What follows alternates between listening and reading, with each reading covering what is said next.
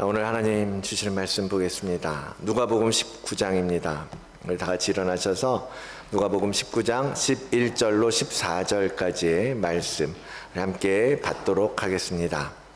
누가복음 19장 11절로 14절까지의 말씀입니다. 함께 한 목소리로 읽겠습니다. 그들이 이 말씀을 듣고 있을 때에 비유를 더하여 말씀하시니 이는 자기가 예루살렘에 가까이 오셨고 그들은 하나님의 나라가 당장에 나타날 줄로 생각함이더라. 이르시되 어떤 귀인이 왕위를 받아가지고 오려고 먼 나라로 갈 때에 그 종 열을 불러 은화 10문화를 주며 이르되 내가 돌아올 때까지 장사하라 하니라. 그런데 그 백성이 그를 미워하여 사자를 뒤로 보내어 이르되 우리는 이 사람이 우리의 왕됨을 원하지 아니하나이다 하였더라. 아멘. 하나님의 말씀입니다. 자리에 앉으시기 바랍니다. 잠시 기도하겠습니다. 거룩하신 하나님 아버지 감사합니다. 오늘도 주님 주신 이 시간 하나님의 말씀 듣기를 원합니다. 주께서 말씀하여 주시옵소서. 주께서 말씀하실 때 듣게 하여 주시옵소서. 주의 말씀이 우리 마음밭에서 참으로 복되고 귀한 생명의 씨앗이 되어 심겨지는 은혜가 있게 하여 주시옵소서. 감사하며 예수 그리스도의 이름으로 기도드리옵나이다. 아멘. 자, 우리 함께 또 인사드릴까요? 이번 주 좀 더운 날이 많았는데 살아계시는지, 다들 열사병 안 걸리고 냉방병 안 걸렸는지 우리 돌아보면서 함께 인사하기를 원합니다. 우리 오랜만에 이상구 목사님 가정도 오셨는데 인사하시죠. 주께서 때마다 일마다 함께 하시기를 축복합니다. 평강의 주님이 함께 하시기를 축복합니다. 축복합니다. 다들 아직도 어색하세요? 왜 어색하지? 왜? 예. 여러분 더운 날 가운데에도 오늘 아침에 그런 글을 올렸는데 우리가 마음이 감정이 막 흔들리고 그럴지라도 우리가 하나님과 함께 할 때 우리 예수 그리스도를 믿음으로 계속해서 바라보며 나아갈 때 우리는 이 모든 어려움도 우리의 상황도 다 넘어설 줄로 믿습니다. 주께서 여러분과 함께 하실 것입니다. 그런 주님을 믿는 믿음이 여러분과 여러분 가정에 함께 하시기를 주의 이름으로 축원을 드립니다. 한 해를 마무리하는 12월이 벌써 되었습니다. 이제 이달이 지나면 서기 2024년. 세월이 정말 빠르죠. 2000년 뭐 밀레니엄 어쩌고 저쩌고 했던 날도 있고, 제가 89학번이거든요. 대학 들어간 지가 벌써 30몇 년 전, 옛날 얘기가 되는 거예요. 그렇게 세월이 빨리 흘러가더라는 거죠. 내년이면 2024년인데 대부분의 달력은 2024년으로 표시해요. 그렇죠? 서기 2024년. 우리가 그것을 영어로 쓸 때는 AD라고 표시를 합니다. 그 이전 시대는 뭐라고 말하죠? BC라고 표시하죠. AD, BC가 뭘 의미하는지 뭐 상식적으로 아는 분들은 아시리라고 생각이 됩니다. BC는 뭐죠? Before Christ, 예수님이 오시기 전 시대. 그래서 BC, 기원전을 BC라고 표시합니다. 그럼 AD는 뭐예요? 안노 도미니, 라틴어예요. 라틴어. 원래의 뜻은 뭐냐면 주님의 해, the year of, 썼죠. In the year of the Lord. 주님의 해라는 의미로 안노 도미니, AD라고 표시하게 하고 있습니다. 희한하게도 세상은 예수님을 중심으로 기원전과 기원후를 나누고 있다라는 거죠. 대부분 나라에서 이 서기 연도를 쓰잖아요. 그렇죠? 옛날에 한국에서는 뭘 썼어요? 저도 한 번씩 그런 적이 있었던 것 같아요. 단기라는 걸 쓴 적이 있어요. 단기가 뭔지 아시죠? 단군 이래 몇 년 이런 거예요. 그래서 한번 봤어요. 올해는 몇 년인가? 올해 단기 4356년이더라고요. 우리나라가 4350년 됐다는 뜻이에요. 말하자면. 근데 이제 옛날에는 그렇게 쓰던 것도 있었는데 지금은 이제 거의 사라진 것 같아 보여요. 많이 쓰지 않죠. 왜냐하면 글로벌화 되어 있기 때문에 모든 나라가 공용으로 공통적으로 사용하기 때문에 대부분의 나라는 AD라는 서기라는 것을 사용합니다. 그 서기를 기독교에서 교회에서는 주후 몇 년이라고 말해요. 원래 뜻이 그거니까 주님의 해 이후 2023년, 2024년. 처음부터 아마 그렇게 예수님이 오셨을 때부터 그렇게 시대를 구분해서 말했던 건 아니죠. 그냥 역사가 흐르면서 찾아봤어요. 언제부터 이렇게 쓰게 됐나. 근데 몇 세기 지나서 점차적으로 그렇게 자리를 잡아갔더라고요. 제가 이런 쓸데없는 이야기를 하는 건요. 이 세상, 여러분 우리가 세상을 뭐라 그래요? 하나님을 인정하지 않는, 예수님을 부인하고 거부하고 하나님을 하나님으로 인정하지 않는 곳이 바로 이 세상이잖아요. 그런데 이 세상이 무엇을 기준으로, 예수 그리스도가 이 땅에 오신 것을 기준으로 하는 이 서기 연도를 그냥 자연스럽게 사용하고 있는 게 너무나 이해가 되지 않는 거죠. 주님이 이 땅에 오신 것을 중심으로 이 세상도 그것을 기준으로 시대를 나누는데 동의하고 있단 말이죠. 그런데 그 생각을 하면서 그런데 우리 그리스도인들은 왜 주님을 기준으로 살고 있지 않은가? 왜 우리의 삶은 주님이 기준이 되지 않고 주님이 오셨던 것을 기준으로 변화되고 바뀌어지는 것이 없는가? 라는 생각이 들었기 때문입니다. 지금 연대가 이렇게 비포 크라이스트, 안노 도미니 이렇게 된 데에는 하나님의 섭리가 있었다는 것을 저는 믿습니다. 그것이 아니라면, 하나님께서 개입하신 것이 아니라면 왜 지금 인도도 아프리카도 저 밀림의 어느 나라도 민족들도 부족들도 이 비포 크라이스트와 안노 도미니를 사용하여서 거기에 동의하여서 쓰겠습니까? 하나님께서 그렇게 인도하신 거죠. 예수가 누군지도 모르고 뭐 하는 작자인지도 모르는데 비포 크라이스트로 이야기를 한다니까요. 자신의 역사를 BC 몇 년 이렇게 얘기하잖아요. 너무 이상한 거죠. 여러분, 하나님은 그러한 분이십니다. 만유의 하나님이세요. 만물을 다스리시고 통치하시고 하나님의 뜻대로 인도하시는 하나님이시라는 것을 여기서 또 발견하게 되지 않습니까? 그러한 하나님을 여러분 믿으십시오. 그러한 하나님께서 이 땅을 통치하고 다스리신다라는 것을 인정하시기를 바랍니다. 그분이, 주님이 이 땅에 오신 것은 그만큼 중요한 역사였다라는 거예요. 이 시대를 구분할 만큼. 왜요?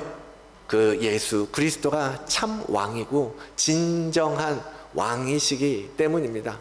오늘 전도사님이 왕에 관한 찬양들을 많이 골라서 찬양했는데요. 정말로 그 왕이신 거예요. 우리가 입술로만, 찬양으로만 왕으로 고백할 것이 아니라 그 왕께서 너무나 이 시대를 다스리고 계시고 주관하고 계신다라는 것을 인정하고 받아들이는 여러분들이 되셔야 되지 않겠습니까? 마음으로 믿으시고 마음으로 따라가야 되지 않겠습니까?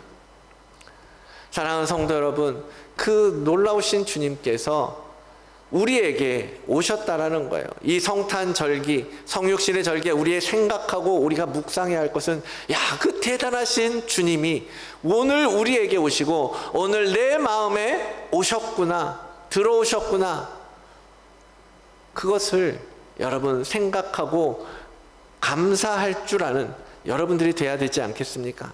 그리고 우리의 삶을 돌아봐야죠. 과연 우리의 삶은 비포 크라이스트와 예수님을 만난 이후 안노 도미네의 삶이 어떻게 변했는지 여러분 생각해 봐야 되지 않겠습니까? 오늘 이 성육신의 절기를 기다리면서 과연 우리가 주님을 우리 인생의 전환점으로 삼고 살고 있는지 돌아보는 시간이 되기를 원합니다. 오늘 이 본문 우리가 잘 알고 있는 달란트 비유의 누가복음 버전입니다. 누가복음에서는 10문화를 종에게 나누어 주는 것으로 약간 다르게 기록되고 있어요. 그것이 한 이야기다라고 보는 관점도 있었지만 많은 사람들은 이 두 이야기가 서로 다르게 주님께서 전하고 계시는 비유다라고 해석하고 있습니다. 저는 오늘 10문화의 비유를 이야기할 게 중심이 아니기 때문에요. 본문도 다 보지 않았고 그 비유풀이는 하지 않을 겁니다. 제가 포커스하고자 하는 것은 그 중간에 삽입된 14절의 구절이에요. 그런데 그 백성이 그를 미워하여 사자를 뒤로 보내어 이르되 우리는 이 사람이 우리의 왕됨을 원하지 않습니다 하였더라 라는 말씀을 가지고 함께 나누려고 하는 거예요. 왕을 원하십니까? 왕을 원하십니까? 라는 제목으로 한번 정해 보았습니다. 과연 내가 왕을 원하고 있는가? 아니면 왕을 원하지 않는가? 주인이 왕위를 받기 위해서 먼 나라에 갑니다. 그래서 갔다 오는 동안 자기가 가지고 있는 재산들을 종에게 맡겨요. 그런데 그 종들이 그러한 주인에 대한 종들의 태도가 너무나 무섭습니다. 아니, 자기 주인이잖아요. 내가 모시는 주인이잖아요. 그런데 그 주인이 왕이 되는 것을 막는 거예요. 주인은 종을 믿고 자신의 재산을 맡기면서 한번 잘해봐. 한번 이 재산을 가지고 하나의 문화를 가지고 너희가 할 수 있는 일을 해봐 라고 믿고 맡기고 있는데 그 주인을 향해서 그들은 나는 저 주인이 왕이 되기를 원하지 않습니다 라고 말하고 있는 거예요. 그것도 뒷담화로 자기들끼리 난 저 사람 우리의 왕으로 인정하고 싶지 않아 뭐 이런 게 아니에요. 메신저를 보내서 그 왕위를 주는 곳으로 메신저를 따라 보내서 이 사람 왕위 주지 마세요. 우리는 이 사람이 왕이 되기를 원하지 않습니다 라고 대놓고 이야기하고 있는 장면이에요. 메시지 성경에 이렇게 번역합니다. 그런데 그곳 사람들은 그를 미워했다. 그래서 그들은 그의 통치에 반대하는 탄원서를 작성하여 사절단에게 들려서 보냈다. 우리는 이 사람이 우리를 다스리는 것을 원치 않습니다. 이렇게 번역해요. 종들이 너무하지 않습니까? 깜짝 놀랄 만한 일 아닙니까? 도대체 주인에 대해서 어떻게 생각했길래 그들은 그가 왕이 되는 것을 거부하는 것일까?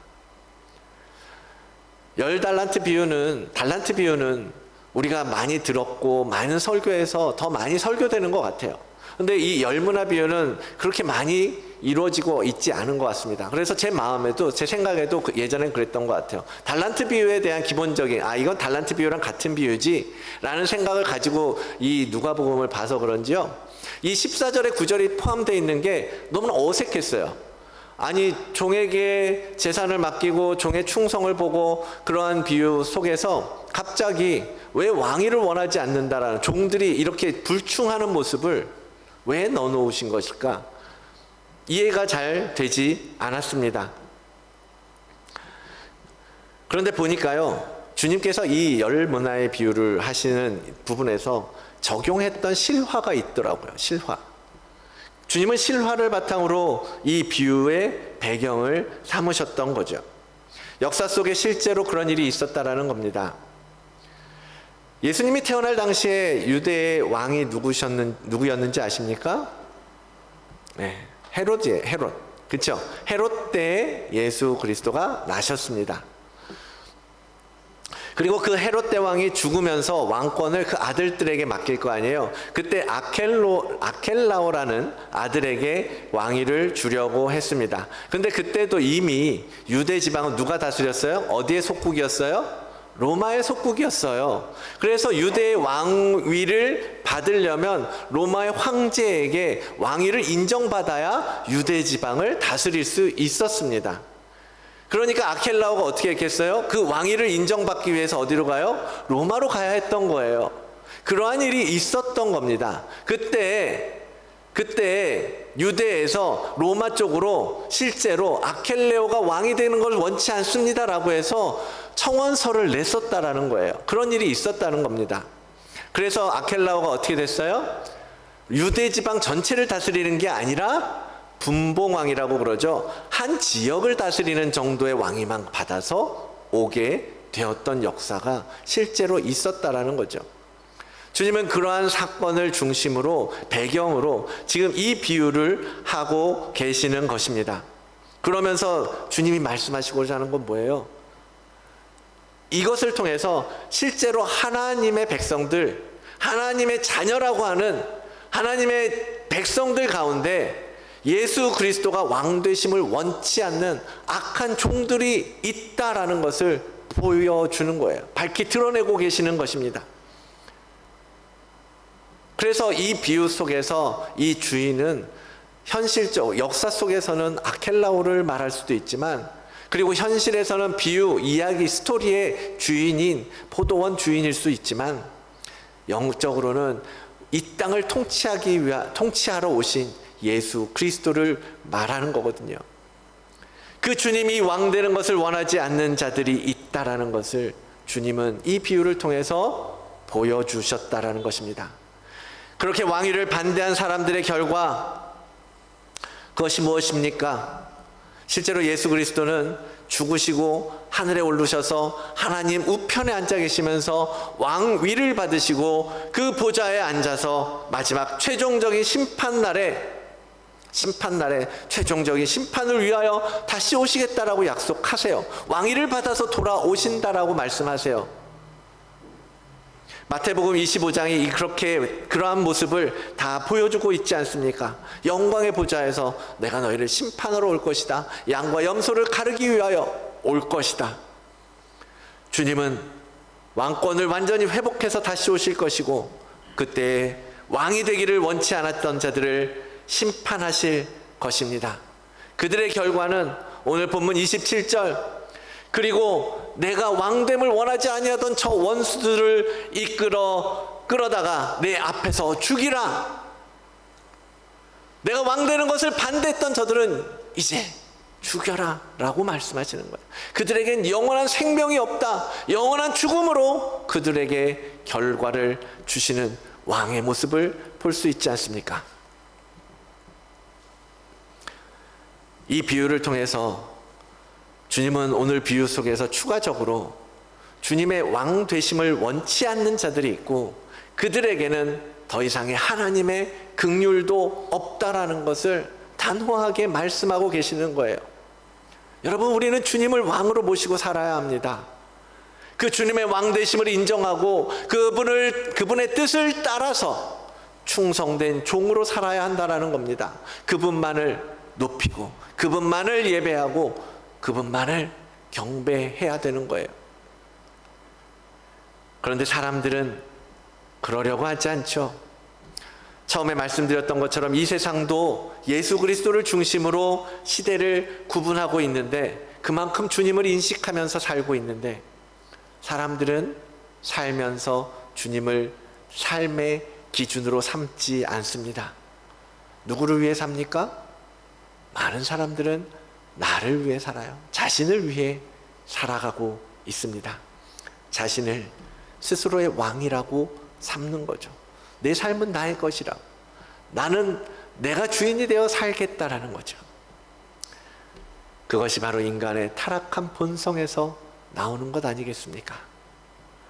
오늘 본문 뒤에 20장에 보면 포도원 농부의 비유가 있어요. 그 비유는 뭐냐면, 포도원을 종들에게 맡겨놓고 그 결실을 얻기 위해서 종을 보내고 아들을 보내는 그 비유요. 그 비유를 보면 종들이 어떻게 합니까? 자신의 신분을 지키지 않고 스스로 왕이 되려고 유산을 차지하자 하면서 주인 행세를 하기 위해서 그 아들까지도 죽이는 그런 죄를 범하는 모습, 그것을 주님의 비유로 말씀하고 계시지 않습니까? 농부들이 그를 보고 서로 의논하여 이르되 이는 상속자니 죽이자, 그 유산을 우리의 것으로 만들자. 인간의 탐심이라는 것이, 인간의 죄성이라는 것이 그래요. 지금 우리 생각에는 아니 도대체 어떻게 이렇게 무식한 사람들이 있어? 라고 생각되지 않습니까? 아니 아들을 죽인다고 유산이 그들의 것이 자기 것이 된다라고 생각하는 게 이해가 되십니까?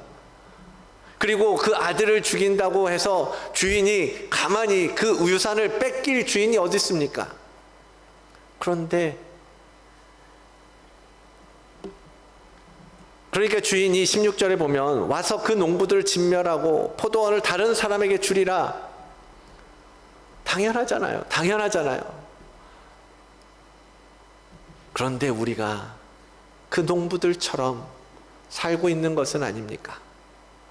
예수 그리스도를 믿고 따른다고 말하는 우리가 주님의 방식을 거부하고 내 방식대로 내가 왕이 되어서 그 자리를 차지하려고 하는 것은 아닙니까?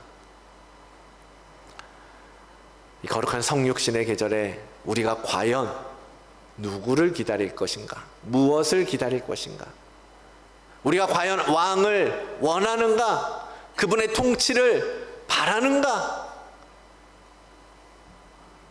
우리 마음 깊은 곳에 우리가 가지고 있는 탐심, 내가 왕이 되고자 하는 탐심이 있음을 깨닫고 발견하게 되기를 원합니다.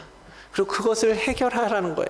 그것을 해결하기 위해서 그 탐심을 버리고 내 마음에 그 보좌를 내려오라는 겁니다. 그것이 바로 지금 이 태강절에 대림절에 기다리면서 우리가 해야 될 일인 거죠. 종종 교회에 다니는 분들과 이야기해보면요, 참 신앙생활 잘 하시는 것 같아요. 열심히 읽는 것 같아요. 잘 믿는 것 같아 보이는데 이야기하다 보면 삶의 주인공의 본인이라는 것을 발견할 때가 참 많습니다. 주님을 잘 믿고 주님을 잘 따라 산다고 하지만 어느 순간 내가 주인이 되어서 이야기하고 있는 거예요. 내가 살아야지, 내가 행복해야지, 내가 은혜 받아야지, 내가 성령 충만해야지, 내가 살아야지 먼저. 그럴 수 있죠. 신앙의 초보 단계에서는 그럴 수 있습니다. 내가 먼저 살고 내가 먼저 믿음이 있어야 되니까요. 내가 먼저 구원의 감격 속에 회복돼야 되니까요. 그런데 그 주님을 점점 알아가면 알아갈수록 이제는 그러한 자세에서 변화되지 않습니까? 이제는 나를 위해서가 아니라 주님을 위해서 살아가는 모습으로 변화되고 바뀌어지는 것 아닙니까? 김용희 선교사님이 그런 설교하면서 이런 식으로 표현하는 걸 들었었어요. 아니 도대체 예수님을, 하나님을 알아가면 알아갈수록 어떻게 미치지 않을 수가 있습니까? 라고 사람들이 당신을, 김용희 선교사님 미친놈 취급할 때 어떻게 그럴 수가 있냐, 어떻게 미치지 않을 수가 있냐 라고 이야기하는 걸 들은 적이 있어요.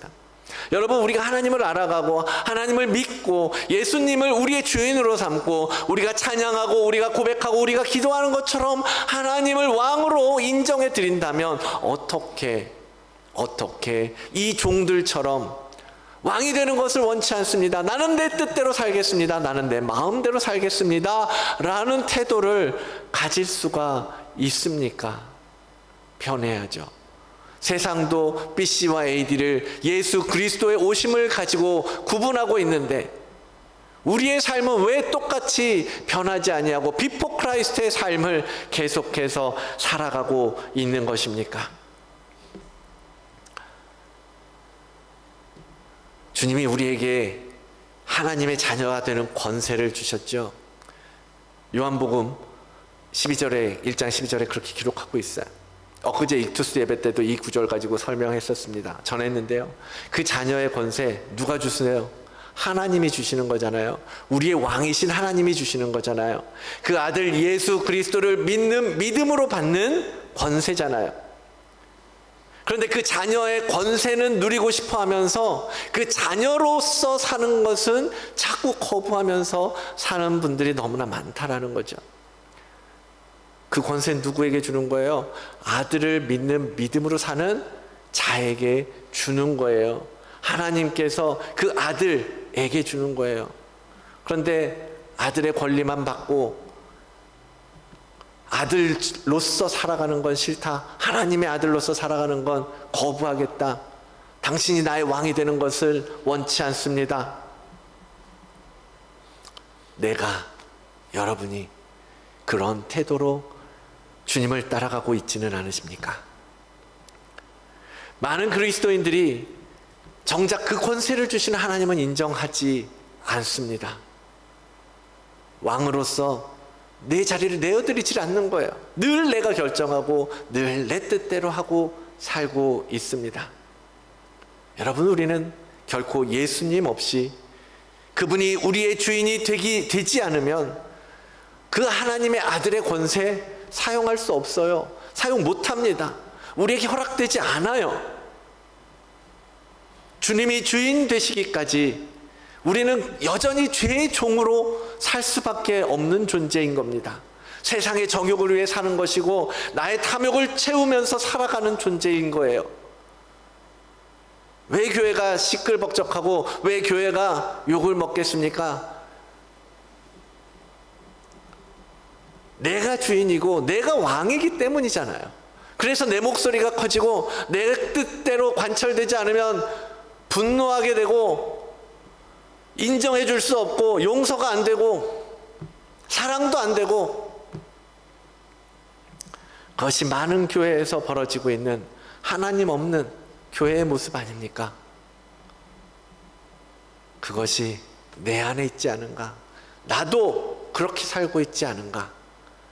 여러분, 오늘 이 비유를 통해서 정말로 여러분의 내면 깊은 곳에 있는 여러분의 탐심, 절대로 내어놓지 않는 여러분의 왕좌, 그것이 무엇인지 여러분 깨닫게 되시기를 원합니다.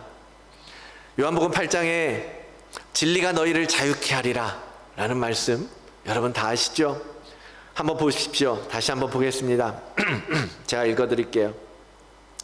그러므로 예수께서 자기를 믿은 유대인들에게 이르시되 너희가 내 말에 거하면 참으로 내 제자가 되고 진리를 알지니 진리가 너희를 자유롭게 하리라. 그들이 대답하되 우리가 아브라함의 자손이라 남의 종이 된 적이 없거늘 어찌하여 우리가 자유롭게 되리라 하느냐. 예수께서 대답하시되 진실로 진실로 너희에게 이르노니 죄를 범하는 자마다 죄의 종이라. 종은 영원히 집에 거하지 못하되 아들은 영원히 거하나니 그러므로 아들이 너희를 자유롭게 하면 너희가 참으로 자유로우리라. 아멘. 지금 이 말씀을 누구한테 하고 계세요? 자기를 믿는 유대인들, 율법교사나 바리새인이나 우리가 흔히 성경에서 이야기하는 것처럼 하나님을 인정하지 않는, 하나님을 거부하는 자들, 그들을 향해서 하시는 말씀이 아니에요. 주님을 따르고 주님의 제자가 되기를 원하고 주님을 믿는 그들에게 지금 말씀하고 계시는 거예요. 진리가 너희를 자유롭게 하리라. 그런데 그들이 뭐라 그래요? 우린 자유를 잃어버린 적이 없다라고 말하는 겁니다. 남의 종이 된 적이 없는데 그게 무슨 말이냐? 그렇죠. 그들은 지금 종으로 사는 것은 아니니까요. 자유인으로 살죠. 그런데 주님의 말씀이 뭐예요? 죄를 범하는 자마다 죄의 종이라. 너희가 죄에 묶인 종이기 때문에 자유가 필요하다라고 말씀하시는 거예요. 그리고 내가 너희를 자유롭게 할 것이다. 진리가 너희를 자유롭게 할 것이다. 너희가 표면적으로는 너희 마음대로 사는 것 같지, 너희 뜻대로 사는 것 같지, 사실은 죄에 묶여서 죄가 원하는 대로 끌려다니고 사는 거야. 그런 너희를 진리만이 온전하게 자유케 할 것을 주님이 말씀하고 계시는 것입니다. 우리들은요, 여러분은요, 우리도 지금 겉으로 보기엔 종으로 사는 사람 없잖아요. 적어도 호주 우리가 살아가는 이 시대에, 이 사회에는 종으로 살지 않잖아요. 그럼 여러분도 종이 아니잖아요. 자유롭게 살잖아요. 그런데 주님께서 너희가 죄의 종이다 라고 말씀하신다면 여러분 반박하실 수 있겠습니까? 아니, 나는 종이 된 적이 없는데? 라고 말씀하실 수 있겠습니까? 자유인 같지만 여전히 우리는 많은 죄에 끌려다니면서 살고 있지는 않습니까? 내 욕심 때문에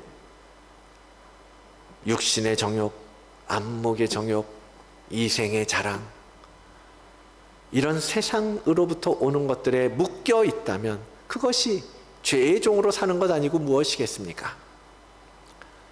거기서 자유케 되려면 진리이신 예수 그리스도, 하나님의 아들이 우리 안에 오셔야 되는 거예요.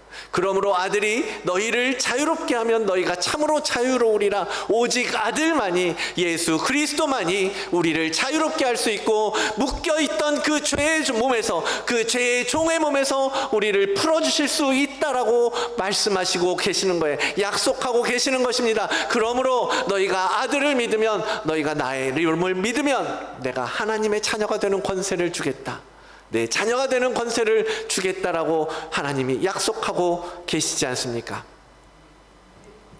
이 성육신의 계절에 우리 마음에 주님의 생명을 받는 것, 그래서 얼마나 소중하고 값진 것인지 모릅니다. 주님은 우리를 위해서, 우리를 자유케 하시기 위해서 그 하나님으로서의 자리, 신으로서 누릴 수 있는 그 신의 자리를 떠나서 이 땅에 인간의 몸을 입고 오신 것입니다. 세상에서 갈팡질팡하고 진리가 뭔지 비진리가 뭔지도 모르겠고 무엇이 중요한지도 모르면서 헤매고 방황하는 우리를 위해서 오신 거예요. 우리는 그 주님이 필요한 것입니다.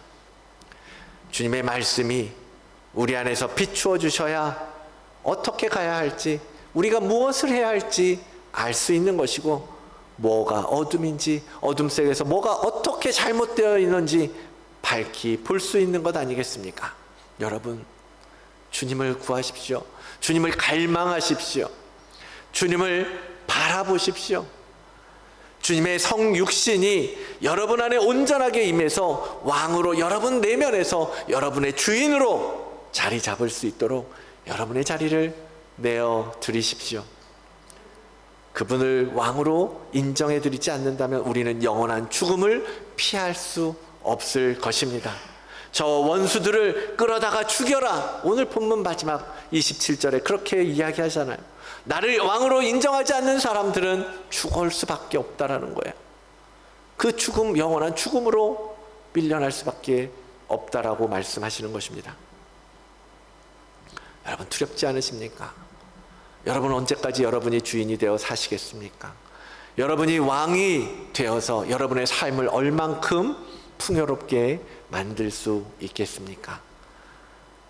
사랑하는 다드림 교회 성도 여러분, 제가 매번 겁주는 것 같고 매번 회개하라는 것 같고 매번 여러분들 은혜보다는 막 이런 이야기들, 어떻게 해야 된다, 어떻게 살아야 된다, 그런 얘기를 하고 있는 것 같아요. 너무 죄송해요. 그런데 여러분, 이렇게 하지 않으면 우리는 언제든지 다시 넘어지고 타락하고 죄 가운데 빠질 수밖에 없는 연약한 자들이거든요. 여러분, 깨어 있으셔야 하는 겁니다. 그래서 끊임없이 말씀을 통하여서 우리 내면을 비추면서 내가 지금 잘 가고 있는지, 내가 정말 주님과 함께 하고 있는지, 내가 정말 주께서 기뻐하시는 그 길로 가고 있는지 계속해서 비추어 보면서 걸어가야 되거든요. 그렇지 않으면 결국 어떻게 돼요? 악한 사단이 끊임없이 우리를 공격하잖아요. 넘어뜨리려고 하잖아요. 우리를 무너뜨리려고 하잖아요. 두렵고 떨리는 마음으로 구원을 이루라고 주님은 말씀하십니다. 깨어 계십시오. 여러분, 우리가 왕 되는 것을 거부하셔야 됩니다. 나는 나의 삶의 왕이 아닙니다. 주님 오셔서 나의 왕이 되어 주십시오. 그렇게 구하며 주님, 이 시대에 내가 주님으로 인하여 정말 주님의 백성으로 살아갈 수 있는 그런 자가 되게 해 주십시오. 그렇게 기도하며 나아가는 여러분들이 되시기를 주의 이름으로 축원을 드립니다. 오늘 이렇게 선포하면서 주님을 높여드리기를 원합니다. 왕이신 하나님, 왕이신 하나님, 높임을 받으소서. 여러분, 입술로만 고백할 것이 아니라요, 여러분의 마음으로 정말 주님의 왕이심을 고백하시기를 원합니다. 정말로 주님이 오셔서 다스릴 수 있도록 그 자리를 우리가 내어드려야 하는 거예요. 계시록에 보면 주께서 문을 두드리신다라고 말씀하시죠. 내가 두드리노니 내가 너에게로 들어가겠다. 우리가 문을 열지 않으면 주님은 기다려 주십니다. 결코 우리를 부수면서 들어오시지 않으세요. 그 주님을 왕으로 모시는 여러분들 되시기를 축복합니다.